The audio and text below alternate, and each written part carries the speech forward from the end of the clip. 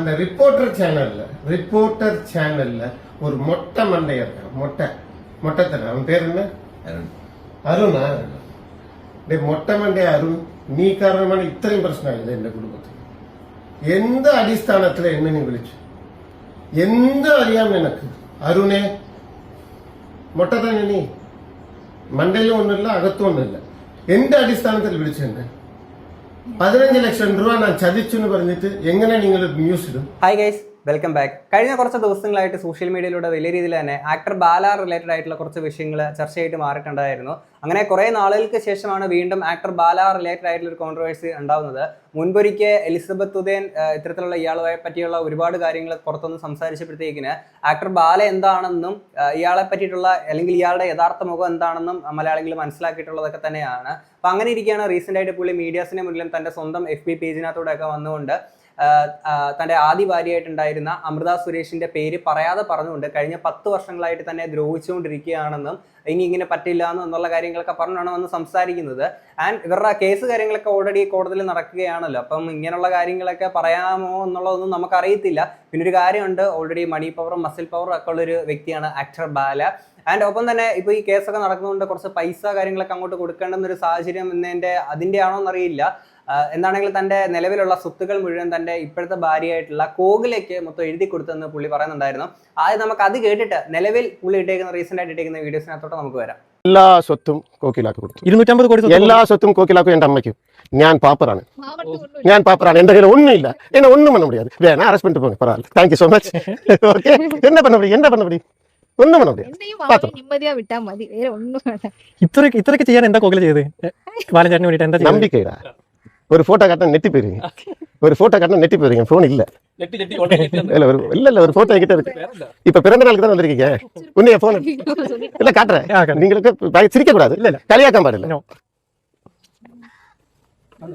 അവിടെ സ്റ്റില്ലാക്കി പിടിക്കാം. അങ്ങനെ പിടിച്ചാൽ ചെറുപ്പത്തിൽ എടുത്തുകൊണ്ട് നടന്നിരുന്നതായിരുന്നു കോകിലനെ. വലുതായപ്പോഴത്തേക്കിനും പുള്ളിക്കാരനെ തന്നെ കല്യാണം കഴിച്ചു. ഇപ്പൊ നിലവിലെ എല്ലാ സ്വത്തുക്കളും സ്വന്തം മകൾക്ക് പോലും 10 രൂപ കൊടുക്കാതെ നേരെ ഇങ്ങോട്ടേക്ക് കൊടുത്തിട്ടുണ്ട്. ഈ 10 രൂപ പോലും കൊടുത്തില്ല എന്നൊരു കാര്യം പറഞ്ഞിട്ട് വേറെ ഒന്നുമല്ല. മുമ്പ് ആ കുഞ്ഞിന്റെ തൻ്റെ കുട്ടിയുടെ ഒരു ഇൻഷുറൻസിന്റെ ആ ഒരു കേസിനകത്തൊക്കെ ആണെങ്കിൽ ഫോർജറി കാര്യങ്ങളൊക്കെ നടത്തിയേക്കുന്ന ഒരു വ്യക്തിയാണ്. അതായത് കുറച്ച് രൂപ കൊടുത്തിട്ട്, ഞാൻ കൃത്യമായിട്ട് ഓർക്കുന്നില്ല, അന്നത്തെ കുറേ നാൾ മുന്നേ ഉള്ള വിഷയം ആയതുകൊണ്ട് പൈസ കുറച്ചെന്തോ കൊടുത്തിട്ട് ബാക്കി ഉഡായിപ്ലിക്കേഷനൊക്കെ കാണിച്ച് അങ്ങനെ കുറേ സ്കീം കാര്യങ്ങളൊക്കെ ചെയ്തേക്കുന്ന ഒരു വ്യക്തിയാണ്. അപ്പൊ സ്വന്തം കുഞ്ഞിന്റെ കാര്യത്തിൽ പോലും ആ ഒരു ഇത് കാണിക്കാത്ത ഇപ്പൊ നിലവിലെ ഭാര്യയ്ക്ക് ഇത്രയും തന്റെ സ്വത്തുക്കൾ മുഴുവൻ എഴുതി കൊടുത്തേക്കുന്ന അത്രയും വലിയ മഹാമനസ്കതയുള്ള ഒരു വ്യക്തിയാണ് ആക്ടർ ബാല. അത് നമ്മളാരും കാണാതെ പോരുത് സുഹൃത്തുക്കളെ. എന്താണെങ്കിലും റീസെന്റ് ആയിട്ട് ഇട്ടേക്കുന്ന ബാക്കി വീഡിയോസിനകത്തോട്ട് നമുക്ക് പോവാം. എല്ലാവർക്കും നമസ്കാരം. സന്തോഷ വാർത്ത. ഇന്ന് കേസ് ഉണ്ടായിരുന്നു, ഇന്നില്ല. നാളെ ട്യൂസ്ഡേ 2-ാം തീയതി case വിളിച്ചിരിക്കുകയാണ്. There is no negotiation. ഇത് 10 വർഷം മുമ്പ് തീർന്ന ഒരു കാര്യം, 10 കൊല്ലം മുമ്പ് തീർന്ന കാര്യം. അപ്പോൾ എല്ലാവരും இந்த യൂട്യൂബേഴ്സ് ചില പൊരിക്കിങ്ങളാ இருக்காங்கல்ல, അവനെ എല്ലാവരും പറയുന്നു നിങ്ങൾ കൊടുത്തു കഴിഞ്ഞു, അറിവ് കെട്ടവങ്ങളാ. The settlement is done in the court. അതെ, കോർട്ടിലാണ്. ആ കോർട്ടിൽ തന്നെയാണ് ഇത്തരത്തിലുള്ളൊരു ഫോർജറി കാര്യങ്ങളൊക്കെ ചെയ്തേക്കുന്നത്. ഓക്കെ, അതിനെ പറ്റിയിട്ടൊക്കെ നമ്മൾ സംസാരിച്ച് കഴിഞ്ഞാൽ പൊറുക്കികൾ മറ്റേത് മറിച്ചത് ഇതൊക്കെ ചെയ്തു കഴിഞ്ഞതും സ്വന്തം കുടുംബത്തിലെ തൻ്റെ സ്വന്തം ഭാര്യ അടുത്ത് മക്കളടുത്ത് ഈ രീതിയിലൊക്കെ പെരുമാറുന്നത് അത് പൊറുകിത്തരവും കാര്യങ്ങളൊന്നും അല്ല, അത് വെറുത്തരമാണല്ലോ. ജഡ്ജ് ചെക്കില്ല, ഡി കൊടുക്കണം, കൊടുത്തു കഴിഞ്ഞു. എന്നിട്ടും കൊടുക്കാൻ പോയപ്പോഴാണ് ഇത്രയും പ്രശ്നം വന്നത്. Understand my feelings. അതെ, ആ ഫീലിങ്സ് നമ്മളെല്ലാവരും മനസ്സിലാക്കിയിട്ടുള്ളതാണ്. മുമ്പൊരിക്കൽ അന്ന് ബാല എന്താണെന്ന് വളരെ കൃത്യമായിട്ട് വ്യക്തമായിട്ടും ശക്തമായിട്ട് നമ്മളെല്ലാവരും മനസ്സിലാക്കിയിട്ടുള്ളതാണ് സുഹൃത്തുക്കളെ. അല്ലെ, അന്ന് ആ എലിസബത്ത് പുള്ളിക്കാരി വന്ന് ഈ കാര്യങ്ങളൊക്കെ പറയുമ്പോഴാണ് ബാലയുടെ യഥാർത്ഥ മുഖം നമ്മളെല്ലാവരും മനസ്സിലാക്കിയിരുന്നത്. അപ്പോഴും ഇതൊക്കെയാണെന്ന് അറിഞ്ഞിട്ടും സ്റ്റിൽ ബാലനെ സപ്പോർട്ട് ചെയ്യുന്ന കുറേ ആൾക്കാരൊക്കെ ഉണ്ടായിരുന്നു. ഇപ്പൊ ഇവിടെ വന്നിട്ട് ഈ കഥകളൊക്കെ വന്ന് പറയുന്നുണ്ടല്ലോ. എന്തൊരു അഭിനയമാണ്. സിനിമകളൊന്നും ഇല്ലാത്തതുകൊണ്ട് ഇപ്പം ജീവിതത്തിൽ അത്രയും മനോഹരമായിട്ട് തന്നെ പുള്ളി ഇവിടെ അഭിനയിക്കുന്നുണ്ട്. അതിന്റെ പേരിൽ ഒരു അവാർഡൊക്കെ കൊടുക്കേണ്ടതിൻ്റെയാണ്. 100 പേരില്ലെങ്കിൽ ഒരു 10 പേരെങ്കിലും എന്നെ വിശ്വസിക്കില്ലേ. നാളെയും കേസ്. സന്തോഷ വാർത്ത. നാളെ എനിക്ക് നിയമം കിട്ടണം. നാളെ എനിക്ക് നിയമം കിട്ടിയിരിക്കണം. ഈ കേരളത്തിൽ എനിക്ക് കിട്ടിയിരിക്കണം. കോർട്ട് പറയണം. അതെ, മണി പവറും മസിൽ പവറും ഉള്ളതുകൊണ്ട് നിയമം കിട്ടുമല്ലോ. കാര്യം എന്ന് വെച്ചാൽ കടയിൽ നിന്ന് പോയി വാങ്ങുന്ന പോലാണല്ലോ പുള്ളി പറയുന്നത്. നിയമം ഉറപ്പായിട്ട് നിങ്ങൾക്ക് കിട്ടിയിരിക്കും. അത് അത്രേ ഉള്ളൂ. ഇനി അടുത്ത ഇട്ടേക്കുന്ന വീഡിയോ നമുക്ക് കാണാം. എല്ലാവർക്കും നമസ്കാരം. അന്നേ പറഞ്ഞു 27-ാം തീയതി പിറന്നനാൾ അന്ന് ഞാൻ ഒരു കാര്യം ഉറപ്പിച്ച് പറഞ്ഞു. നാളെ 2-ാം തീയതി കേസുണ്ട് അല്ലേ? ആമാ, டார்ச்சர் பண்றாங்க. எனக்கு പറയാനുള്ള ഒരു കാര്യമുണ്ട്. என் தம்பி தான் அனுபு. இதுக்கு முன்பு ஒண்ணுமே வேண்டான்னு പറഞ്ഞ ആളുകൾ, ഒന്നുമേ വേണ്ടാന്ന് മീഡിയ മുമ്പ് അഭിനയിച്ച് കരഞ്ഞ് ക്യാമറ മുമ്പ് അഭിനയിച്ച് കരഞ്ഞ ആളുകൾ എന്നെ വിളിച്ച് വരുത്തി വയ്യാതിരിക്കുന്ന സമയത്ത് അന്ന് നീ വന്നല്ലേ, ഇവ വന്നിരുന്നു അല്ലേ?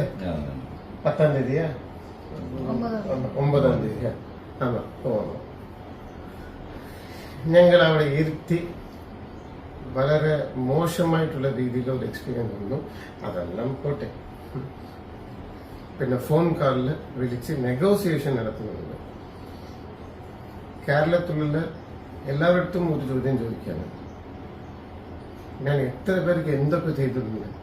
എനിക്കറിഞ്ഞോടാ എന്ത് ചെയ്യണമെന്ന്. എനിക്കറിഞ്ഞോടാ, ഞാൻ അത്രയും ചെയ്തിട്ടുണ്ട്. അത്രയും ഞാൻ കൊടുത്തിരിക്കാൻ. ശരിയാണ്, പുള്ളി പലർക്കും പലതും ചെയ്തിട്ടുണ്ട്. ഇപ്പം ഏറ്റവും പുതുതായിട്ട് ഇപ്പം കല്യാണം കഴിച്ചിരിക്കുന്ന ഭാര്യയ്ക്ക് തന്റെ സ്വത്തുക്കൾ മുഴുവൻ എഴുതി കൊടുക്കുക, അത്രയും കാര്യങ്ങളൊക്കെ ചെയ്തേക്കുന്ന ഒരു വ്യക്തി തന്നെയാണ്. പക്ഷേ സ്വന്തം മകളുടെ കാര്യത്തിൽ പാപ്പു അത്രത്തോളം സ്നേഹമാണ്, അത്രത്തോളം അടിപൊളിയായിട്ട് ആ മകളെ സ്നേഹിക്കുന്നത് എന്നൊക്കെ പറഞ്ഞേക്കുന്ന ഒരു വ്യക്തി തന്നെ സ്വന്തം കുഞ്ഞിന്റെ ഇൻഷുറൻസ് തുകയുടെ ഒരു കാര്യത്തിലൊക്കെ അതിനകത്ത് കുറെ ഫോർജറി കാര്യങ്ങളൊക്കെ നടത്തിയും കാര്യങ്ങളൊക്കെ ചെയ്തപ്പോൾ അതെന്തായിരുന്നു? അപ്പം അങ്ങനെ ഒരു ഛേദോ വികാരത്തിന്റെ അത് എന്തുകൊണ്ടാണ് അത്തരത്തിലൊരു കാര്യം ചെയ്യാനെ കൊണ്ട് നിങ്ങളെ പ്രേരിപ്പിച്ചു? പറയുന്നത് ശരിയാണ്, പലർക്കും പലതും കൊടുക്കുകയും അല്ലെങ്കിൽ പല കാര്യങ്ങളൊക്കെ ചെയ്തിട്ടുണ്ടാവാം. പക്ഷെ സ്വന്തം കുഞ്ഞിന്റെ കാര്യത്തിലും ഭാര്യയുടെ കാര്യത്തിലൊന്നും ചെയ്യാത്ത കാര്യങ്ങൾ ബാക്കി ആർക്കെങ്കിലും ഒക്കെ ചെയ്തു എന്ന് പറയുന്നതിൽ എന്തർത്ഥമാണ്? അല്ലെങ്കിൽ നിങ്ങൾക്ക് തന്നെ സ്വയം വിലയിരുത്തിയിട്ട് നിങ്ങൾ ഭയങ്കര അടിപൊളിയാണെന്നുള്ളത് നിങ്ങൾക്ക് തോന്നുന്നുണ്ടോ? ഇപ്പവും 2 ലക്ഷം രൂപ ചതിച്ചു എന്ന് പറഞ്ഞിട്ട് കോടതിയില് പറയുന്നു. அந்த ரிப்போர்ட்டர் சேனல்ல ஒரு மொட்டை மண்டைய இருக்கான். மொட்டத்தன அவன் பேர் என்ன? அருணா? மொட்டை மண்டைய அருண், நீ காரணமான இத்தனையும் பிரச்சனை ஆகுது എന്റെ കുടുംബത്തിൽ. എന്ത് അടിസ്ഥാനത്തിൽ എന്നെ നീ വിളിച്ചു? എന്ത് അറിയാം നിനക്ക്? അരുണേ, മൊട്ടത്തന്നെ നീ മണ്ടയിലും ഒന്നുമില്ല, അകത്തും ഒന്നുമില്ല. എന്ത് അടിസ്ഥാനത്തിൽ വിളിച്ചു എന്നെ? 15 ലക്ഷം രൂപ ഞാൻ ചതിച്ചു എന്ന് പറഞ്ഞിട്ട് എങ്ങനെ നിങ്ങൾ ന്യൂസ് ഇടും? അപ്പടിയാ? ആണോ? അവിടെ നിന്ന് തുടങ്ങിയതാ ഈ പ്രശ്നം. ഇത് ഇങ്ങനെ എന്ത് അടിസ്ഥാനം? നിങ്ങൾക്ക് റെക്കോർഡ്സ് എടുക്കണോ? സത്യം പറയാലോ, ഇങ്ങനെ വന്ന് മറ്റേ കോമഡി പീസായിട്ട് വന്നുകൊണ്ടിരിക്കുകയാണ്. പുള്ളി ഭയങ്കര സീരിയസ് ആയിട്ടാണെന്ന് വിചാരിച്ചിട്ടാണ് കുറെ കാര്യങ്ങളൊക്കെ പറയുന്നത്. പക്ഷെ ഇതൊക്കെ കാണുമ്പോൾ ഭയങ്കര കോമഡി ആയിട്ടാണ് ഗൈസ് സീരിയസ്ലി ഫീൽ ചെയ്യണത്. കാരണം എന്ന് വെച്ചാൽ ഇവരുടെ കുടുംബജീവിതത്തിൽ ഇത്രയും നാളും പ്രശ്നം ഉണ്ടായിക്കൊണ്ടിരുന്നത് മറ്റേ മൊട്ട എന്നൊക്കെ കൊണ്ട് അരുൺകുമാർ പുള്ളി ചെയ്തു എന്നുള്ളതാണ് ഇവിടെ പറയുന്നത്. ഞാനിവിടെ ഒരു കാര്യം പറയട്ടെ. മുമ്പ് എലിസബത്ത് പുള്ളിക്കാരി വന്ന് ഇങ്ങാറുടെ മറ്റേ കൊള്ളരുതായ്മകളെ മുമ്പ് അമൃത സുരേഷ് ഈ വിഷയങ്ങളൊക്കെ നമ്മൾ മുമ്പ് സംസാരിക്കുന്ന ടൈമിൽ നമ്മൾ ഇതിനെ പറ്റിയിട്ടൊന്നും സംസാരിക്കാണ്ടിരിക്കാൻ വേണ്ടി നമ്മുടെ വാ കൂട്ടിക്കെട്ടാനെ കൊണ്ട് നമ്മുടെ ചാനൽ ഒരു 3 സ്ട്രൈക്ക് എന്നിട്ടുണ്ടായിരുന്നു. അറിയാലോ, ഒരു 3 സ്ട്രൈക്കൊക്കെ ഒരു ചാനലിന് കിട്ടിക്കഴിഞ്ഞാൽ ചാനൽ ഡയറക്റ്റ് ടെർമിനേറ്റ് ആയി പോവുകയാണ്. അപ്പം അന്ന് നമുക്കൊരു 3 സ്ട്രൈക്ക് കാര്യങ്ങളൊക്കെ ഇങ്ങനെ തന്നെങ്കിലും നമ്മളത് തിരിച്ചെടുത്തിട്ടുണ്ടായിരുന്നു. നമുക്ക് അതിനെ പറ്റിയ ടീംസ് കാര്യങ്ങളൊക്കെ നമ്മുടെ കയ്യിലുണ്ടായിരുന്നു, ഇയാളുടെ കയ്യിൽ മാത്രമല്ല. പക്ഷേ അങ്ങനെ സ്ട്രൈക്ക് 3 ഡയറക്റ്റ് കിട്ടിയതുകൊണ്ട് തന്നെ നമ്മുടെ ചാനൽ കുറേ നാളിങ്ങനെ ഫുൾ ഡൗൺ ആയിട്ട് കാര്യങ്ങളൊക്കെ ആയിരുന്നു പോയിട്ടുണ്ടായിരുന്നു. കാര്യം അധികം ആൾക്കാരിലോട്ട് വീഡിയോ എത്തരുത്, ആ ഒരൊറ്റ ഇന്റൻഷനിൽ തന്നെയായിരുന്നു. അപ്പൊ ആലോചിച്ച് നോക്കണം, സത്യം വിളിച്ച് പറഞ്ഞപ്പോൾ അത് ആൾക്കാരിലോട്ട് എത്താണ്ടിരിക്കാൻ വേണ്ടിയിട്ട് നമ്മുടെ വാ കൂട്ടിക്കെട്ടാനെ കൊണ്ടായിരുന്നു ഇങ്ങനെ ശ്രമിച്ചിട്ടുണ്ടായിരുന്നത്. അപ്പൊ പിന്നെ ഒരു ന്യൂസ് ചാനലിന്റെ കാര്യം പറയുമ്പോഴത്തേക്കിന് ഇതെല്ലാം അതിന്റെ അപ്പുറം ഇങ്ങനെ കാണിക്കത്തില്ല. പിന്നെ ഇവിടെ ഒന്ന് ആലോചിച്ച് നോക്കുക, ഇങ്ങനെ കുടുംബജീവിതം തകർത്തത് ഇല്ലാണ്ടാക്കിയത് റിപ്പോർട്ടർ ചാനലിലെ അരുൺകുമാർ ആണെന്നുള്ളതാണ് സുഹൃത്തുക്കളെ ഇവിടെ ആക്ടർ ബാല പറഞ്ഞുകൊണ്ടിരിക്കുന്നത്. ഒരു സാറ്റലൈറ്റ് ചാനൽ റിപ്പോർട്ടർ ചാനൽ എപ്പടി എങ്ങനെ നിങ്ങൾ അത് പറയും? If you dare come in live, எங்கிட்ட பேசு, லைவ்ல பேசு. அருண் தானே அவன் பேரு? மொட்டையா இருப்பான் அருண்.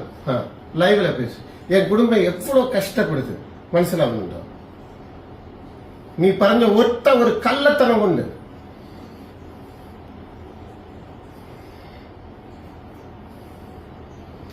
ഒരു കുടുംബം നശിപ്പിക്കാനാണ്.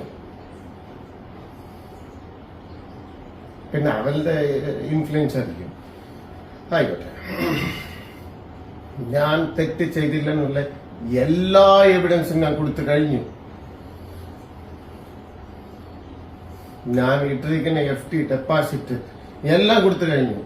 കോടതിയെ എങ്ങനെ പറ്റിക്കാൻ പറ്റും? എങ്ങനെ പറ്റിക്കാൻ? നിങ്ങൾ മണ്ടന്മാരാണോ? കോടതി മുമ്പ് വെച്ചല്ലേ ഒപ്പിടുന്നത്, അവിടെ വെച്ചിട്ടല്ലേ ചെയ്യുന്നത്, കാശ് അവിടെ വെച്ചിട്ടല്ലേ കൊടുക്കുന്നത്, DD ആയിട്ട് കൊടുക്കുന്നത്. ഒരു ബോധം വേണ്ടേ? നിങ്ങൾക്ക് റിപ്പോർട്ടേഴ്സ് ആണോ? ഒരു ബോധം വേണ്ട? നിങ്ങൾക്ക് അറിവില്ലേ? അറിവ് വേണ്ടേ? നിനക്ക് ധൈര്യം ഉണ്ടെങ്കിൽ ഇവിടെ അരുണെ എന്നെ വിളിക്കും.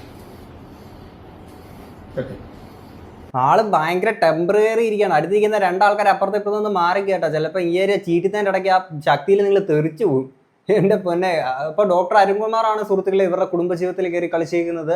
അവരുടെ കുടുംബം തകർത്തത് ഡോക്ടർ അരുൺകുമാറാണ് സുഹൃത്തുക്കളെ.